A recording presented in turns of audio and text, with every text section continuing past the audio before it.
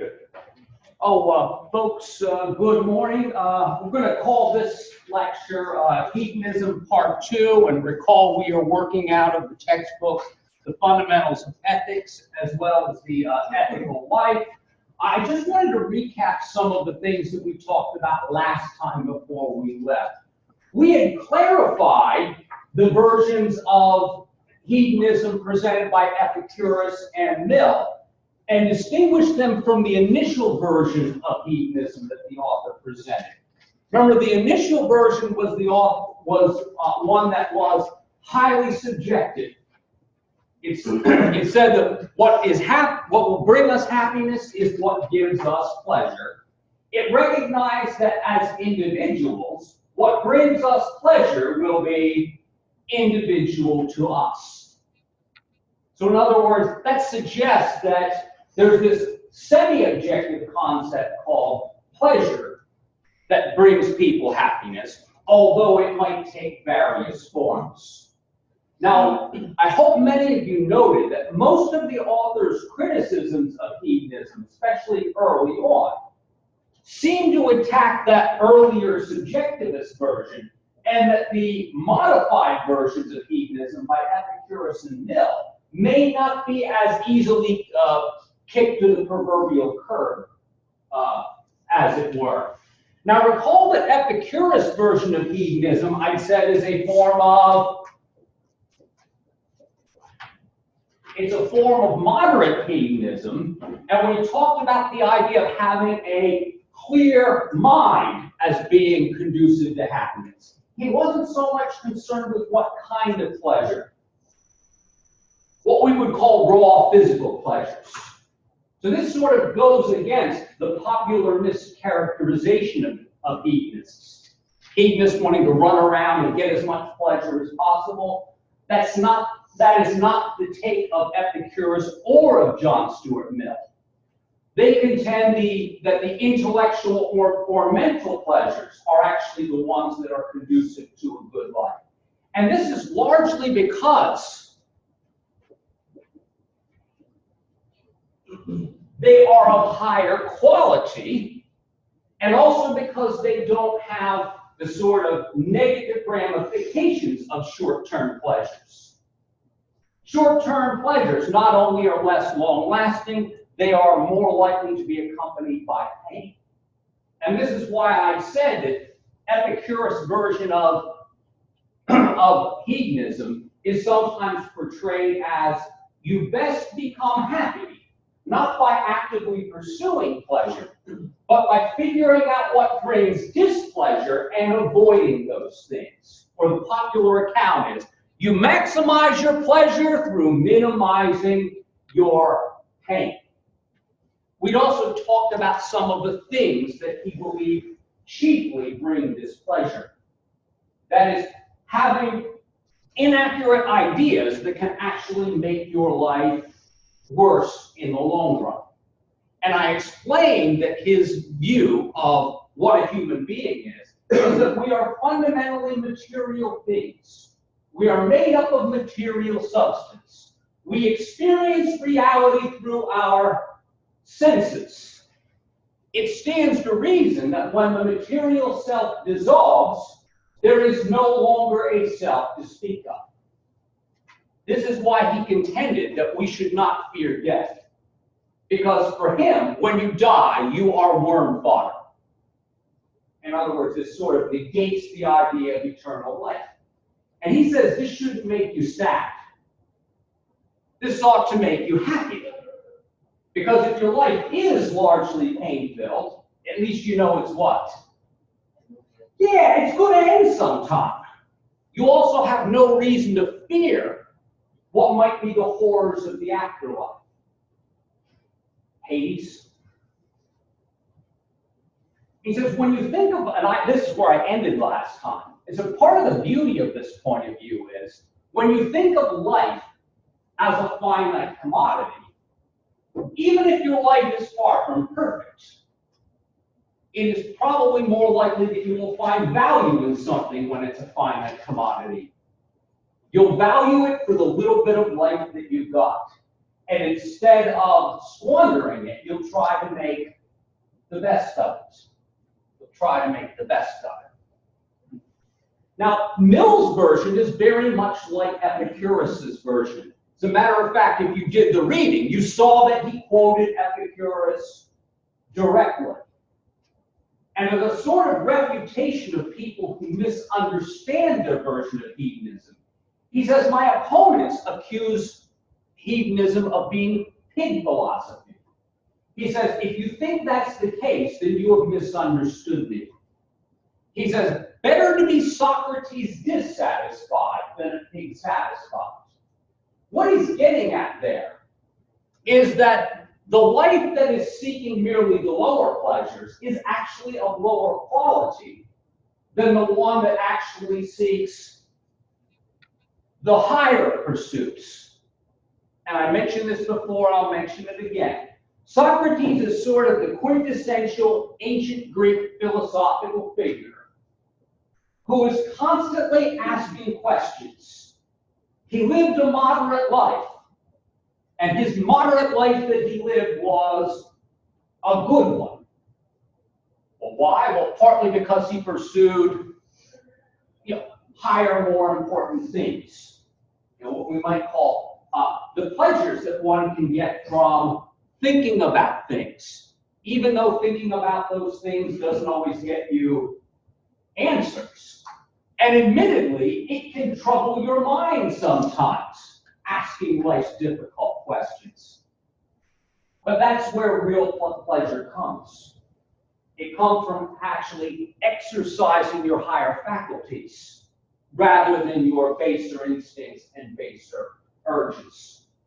Now, the reason I wanted to highlight that again is because I wanted to show that perhaps we're actually dealing not with one version of hedonism, but two versions. The original version, and then there's the version of Epicurus and Mill. So these criticisms might succeed in perhaps refuting one of the versions, but it may not end up refuting both of the versions. Now I want to begin talking about some of these refutations. The author begins near the end of the first chapter to discuss possible criticisms, and then he discusses what I'll call a decent-sized laundry list of criticisms in the second chapter. Now, the first one that we encounter, folks, is from a philosopher who we'll actually talk about a little later on in the course. Her name is Philippa Foot. I will mention her name in the context of natural law ethics, which is a little bit down the road, but not too far. Now, what Philippa Foot contends is that a serious flaw with hedonism is this. If we actually believed in hedonism, we would want to give our children lobotomies, because after all, we want our children to be what? Yeah, most of us, if we have children, want our children to be happy. We want our children to be happy. Well, if indeed these characters are correct, then wouldn't they be happier if we were to just give them lobotomies and be done with it? Now, why would she argue this? Yeah, a lobotomized person will not have a troubled mind. And as she describes it, they're happy enough, just walking around, picking up leaves and whatnot. Now, Philippa Foot is, of course, arguing this as a critique. How many people do you think would want this for their children? None. Her answer is none, exactly. She says, therefore, hedonism must be flawed.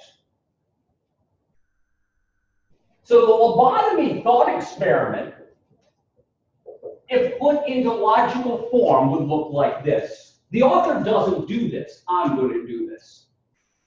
It would look like this. If hedonism is the case, then we would want to give our children lobotomies. But no one would want to give their child a lobotomy on purpose. Therefore, the hedonist account of happiness must be flawed. An interesting thought experiment, but the hedonist would have a response. And I'll just lay it out for you quickly. The hedonist would say, Philippa Foot has actually orchestrated a straw man. She has set up a straw man. Because none of us would actually say that a lobotomized person is happy. Because after all, Epicurus and John Stuart Mill said the higher pleasures are what are more conducive to happiness. If you take away a person's ability to have higher pleasures, then it would stand to reason that it's impossible for them to become happy. Epicurus or Mill would say, while interesting, this thought experiment sets up a straw man. Because recall, their view is that a higher quality of life is more conducive to actually being able to experience happiness at all. They would call the kind of happiness that an animal or a lobotomized person can experience not true happiness. Now, folks, to sort of give Philippa Foot's thought experiment another chance, keep in mind that part of what she would likely also argue runs something like this. The lobotomized person will be unlikely to experience what? Very acutely. Pain. Thank you. Yeah. Will be unlikely to experience pain acutely. And I hope this is not lost on you. Most of you probably believe that psychological pain has a far more painful sting than any physical pain that you have ever endured. And granted, I'm not calling on anyone here to talk about this, because I am a mandatory reporter. But, yeah, I guess that wasn't very funny. But if you've ever been very depressed and can't get out of that depression, you actually want to off yourself for something because it's just that bad. That's sort of the example I would give to point out that internal misery has the potential to be far more painful than any kind of physical pain that a person might endure. Now, the Epicurean or the Millian would say, yes, we know that the person who has higher faculties has more potential for feeling pain, but their capacity for greater pleasures is so much higher. In other words, the trade-off is worth it. We would never endorse a lobotomy because such a person can never be truly happy in a higher human sense. The same way that when a day's going bad, many of you probably wanted to trade places with your dog. Yeah, it's a lazy, rainy day. I kind of thought of wanting to trade places with my dog today. But in the long run, would we want to trade places with our dogs? No. And this is because most of us believe that even for the troubles of being a human being who can think critically and so forth, and think about the meaning of life and so forth, while we have tremendous capacity for disappointments and internal pain, we also have a higher possibility when it comes to greater pleasures in life. This is why the hedonist would say, this thought experiment does not refute our position, because it actually doesn't take on the opinion that we hold. Is that pretty clear? Good, good. I didn't want to go overboard. And for those of you who need a refresher, I actually simplified that long-winded lobotomist thought experiment, and I constructed it deductively as modus tollens. So we know that the argument was was valid. But the hedonists, such as Epicurus or Mill, would say it's unsound because the first premise is false. We don't hold that point of view. And to suggest that we do is to misinterpret or distort our position. Next. Now we're going to go straight into what I was calling the laundry list of criticisms that are discussed in chapter 2 of the textbook. But this is, of course, on the board, but I'll write it down as well. This might show up again. The author calls the first criticism what he calls the paradox of hedonism. The paradox of hedonism runs like this. If you believe that the only thing that is worth pursuing is pleasure, then how would you spend your time? Feverishly pursuing pleasure. The problem is that our life experiences have shown us that people who run around feverishly pursuing pleasure seldom, if ever, actually attain it. That is what he calls the paradox of hedonism. That those who feverishly pursue pleasure single-mindedly seldom, if ever, actually attain it. Now, stated deductively, let me read it to you. If happiness is the only thing that directly makes us better off, then it's rational to single-mindedly pursue it. But it isn't rational to do that because of the reason I just gave, because of the paradox of hedonism. Therefore, happiness isn't, a la hedonism, isn't the only thing that makes us better off. Now, that's really just the argument the author states in the text, so hopefully you've seen it before. I've written it down this way. If happiness is the only thing that makes us better off, then it's rational to single-mindedly pursue it. Now, you could have used S for single-mindedly, it doesn't matter. What does matter is that you have portrayed the structure accurately. My second premise says, and this is the rebuttal of the paradox of hedonism, but it's not rational to single-mindedly pursue pleasure because it doesn't really make people happier. Therefore, the hedonist account of pleasure must not be all there is to pleasure. It's valid again, modus tollens, but what we call the question, is it what?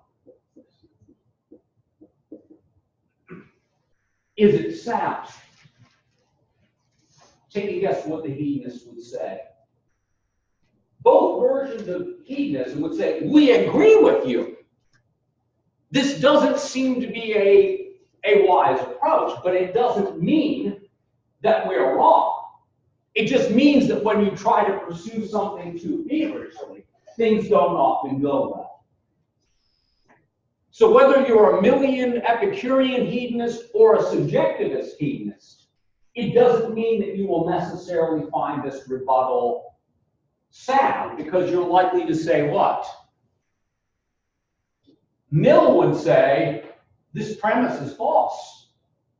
The subjectivist would say, at minimum, this one is false, but potentially both of them.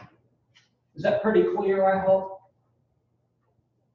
What I'm illustrating here, and we're going to do more of this in the chapter, is when we see a position being taken, we're going to see if we can unpack it into its structure, and then you go after the premises.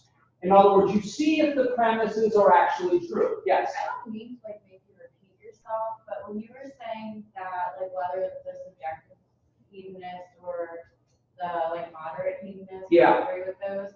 Could you fully say the sure. premises?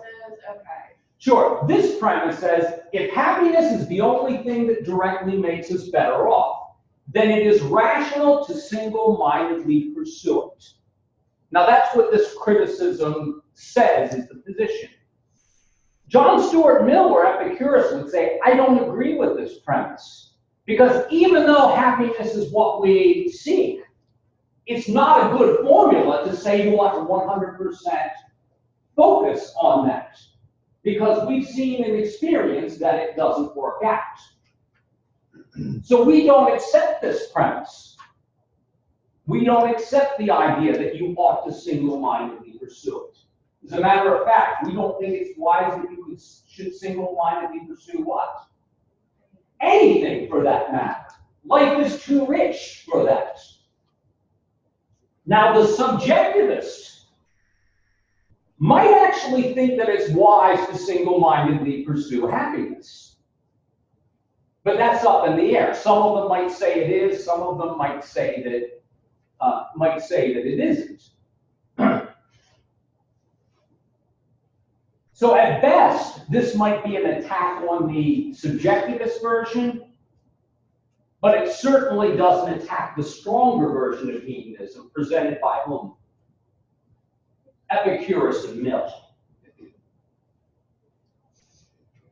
Now, let me turn her over. The evil pleasures argument. Some of you discussed this one in your homework. This was not a bad choice. Now, the evil pleasures argument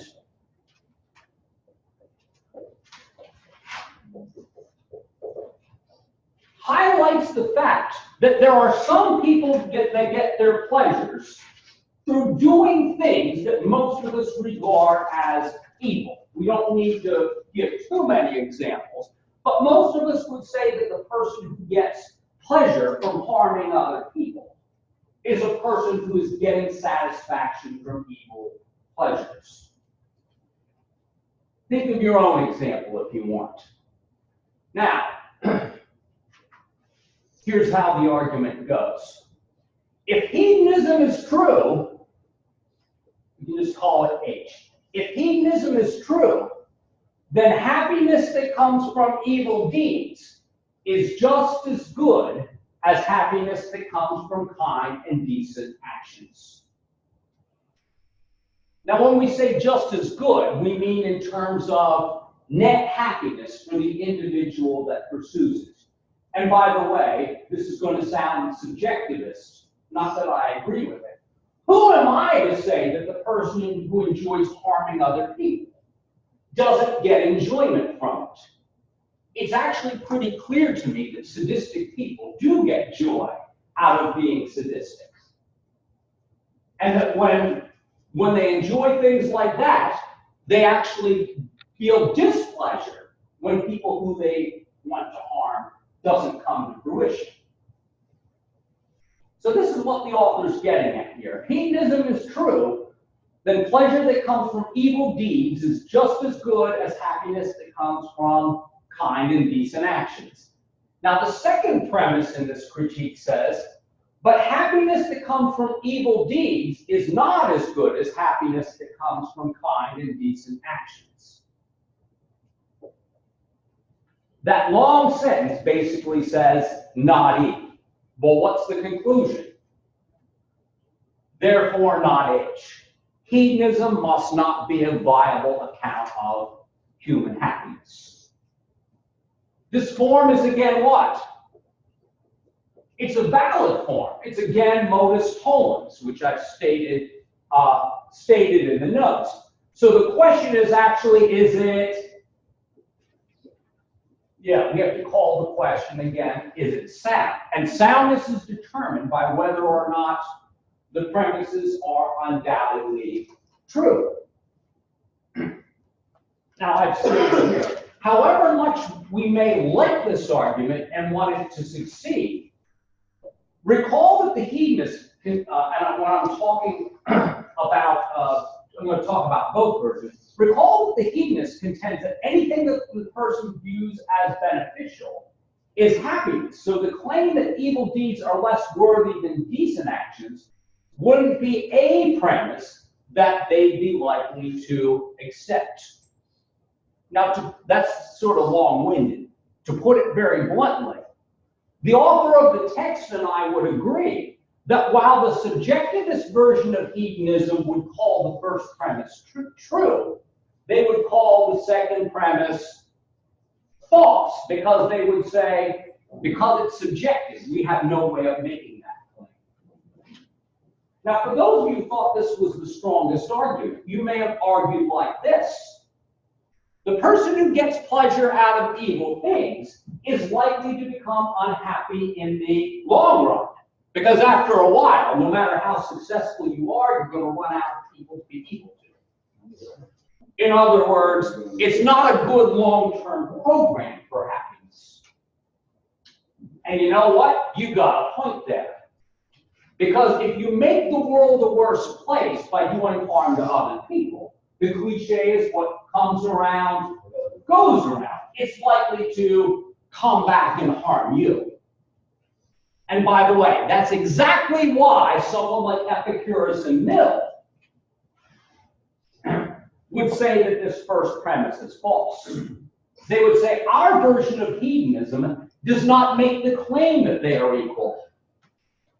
Epicurus and Mill would say evil pleasures are not true pleasures at all, even if you was. Even if you're a person who happens to enjoy them. You're sadly what, according to him? Yeah, thank you. You're mistaken. You misunderstand what happiness is. Happiness is not a momentary feeling of satisfaction when you harm someone who you want to harm. Happiness is viewed in a more long-term way. Epicurus and Mill, recall, do suggest that there are objective criteria for happiness. The higher quality pleasures. Things like inner well-being. Things like camaraderie. And remember with Epicurus, among the chiefest of pleasures for him was friendship. Friendship is antithetical to those who enjoy evil pleasures. Because you can't have real friends, because people will really just your playthings for getting your evil pleasures satisfied. Now that was, I hope, not too long-winded. I was trying to explain why Epicurus and Mill would say this doesn't refute our position because we don't hold this premise to be true. Now let me move on. For the very same reason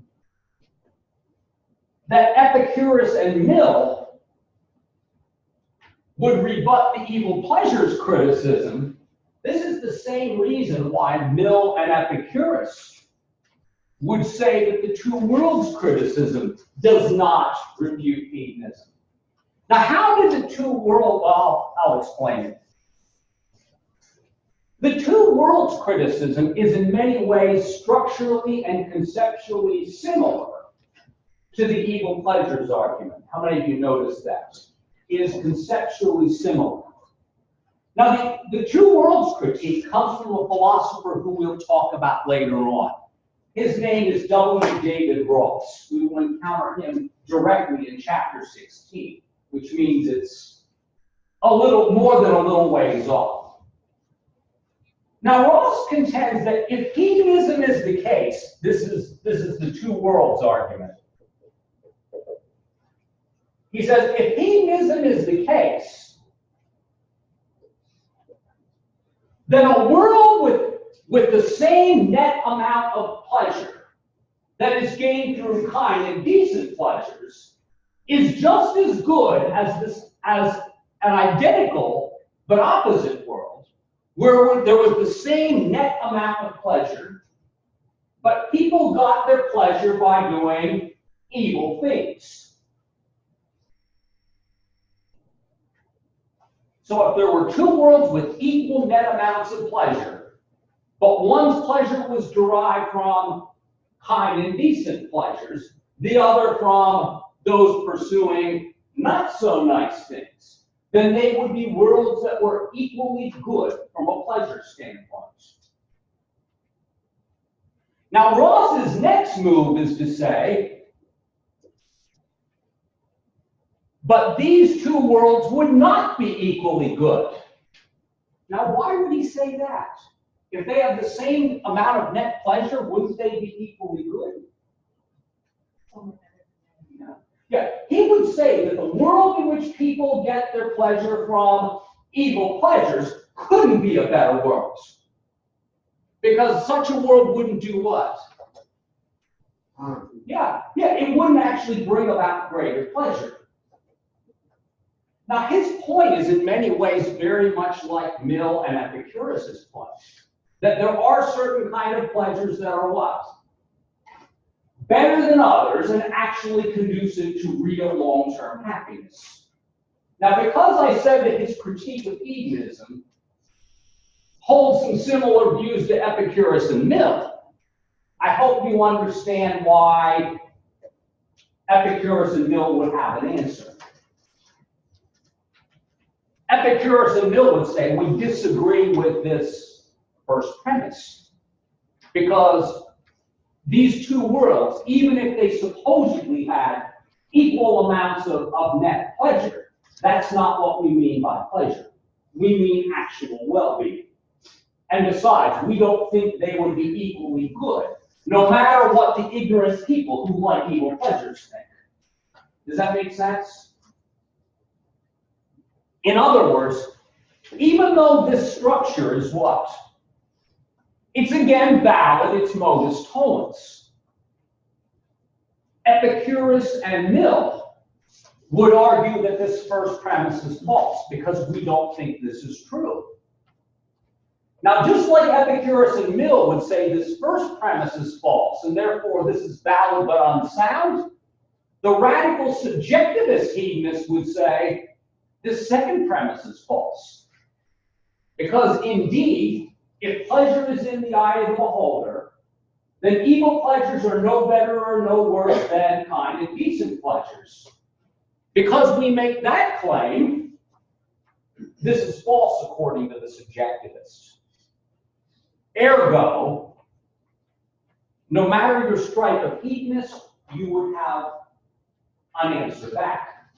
You would say, while this structure is valid, your criticisms are unsound, because both of your premises are not clearly true. We're making pretty good ground. We're getting near the end of the page. False happiness. Some of you actually made account of the false happiness criticism in your homework. And I think that was quite a good move, really. Now, false happiness as a criticism, granted, we could write it in deductive form, but I'm not going to, because why? It would pretty much look like the same modus tollens structures we've seen already. Now, according to the critics of hedonism, if you're a hedonist, then it is irrelevant where your pleasure comes from. More pleasure is better than less pleasure. Now, Nozick, he is no longer with us, but he was a philosopher who did a lot of his work in the late 60s and during the 1970s. In order to rebut hedonism, he presents a thought experiment that is a short reading in the Ethical Life textbook called The Experience Machine. And just to talk briefly about it, in some ways it is conceptually similar to Philip Foot's lobotomy thought experiment. Suppose we had devised what he calls an experience machine, something that you could get into, and you could stay there permanently, and everything that you experienced would be what? And everything that you would experience would be pleasant. Now, from a strict hedonist standpoint, if something produces more net pleasure for you, it will make you happy, and it is therefore conducive to your well-being. Therefore, if there were such a machine, a consistent hedonist would say what? Get in it. In other words, a consistent hedonist would say, you ought to want to spend your whole life in this thing. If all you would experience would be pleasantness, because the end is net pleasantness. Now, Nozick said, but nobody, well, few people maybe, but most people would say that such an existence in the experience machine would not be conducive to true happiness, because it's not what?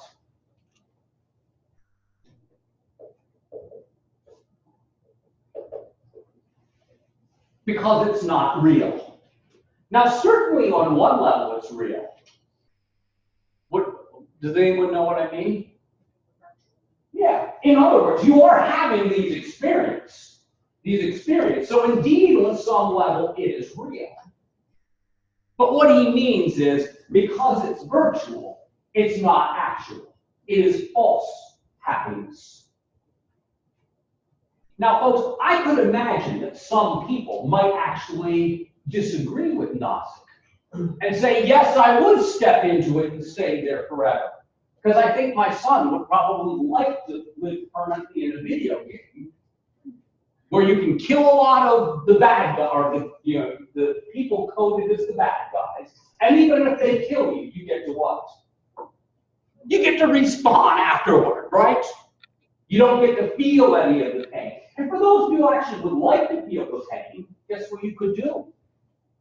We're working on them now, virtual reality bodysuits, where you can actually experience whatever you viscerally want to experience. I could imagine some people who would say, why not?